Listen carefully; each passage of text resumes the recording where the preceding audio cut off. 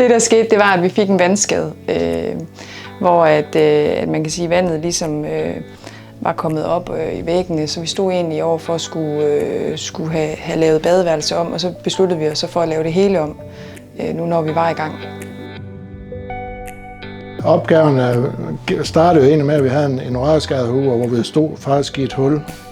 Og så ville de jo gerne have et lækker badeværelse, som var i stil med det hus, de havde fra 70'erne.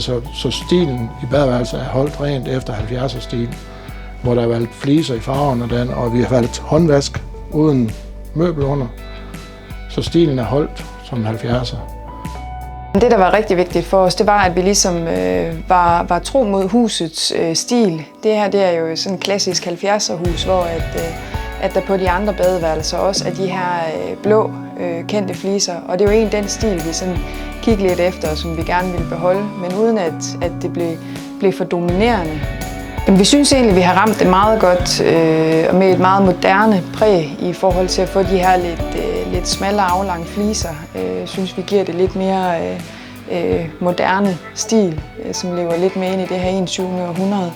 Og så synes vi egentlig med de materialer og de farver, vi har valgt, at vi egentlig rammer det, vi havde forventet og ønsket.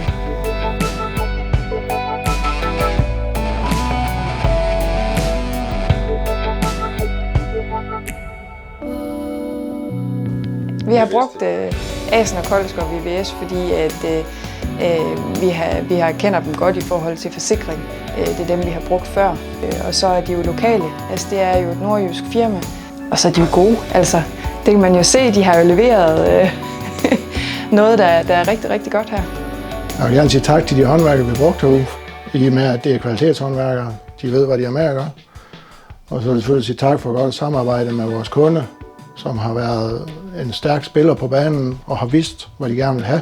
Hvis ikke man er 100% sikker på, hvad man gerne vil have, så har vi et showroom, hvor vi kan vise rigtig mange ting og give rigtig mange inspirationer til noget lækkert og nyt lækker badeværelse.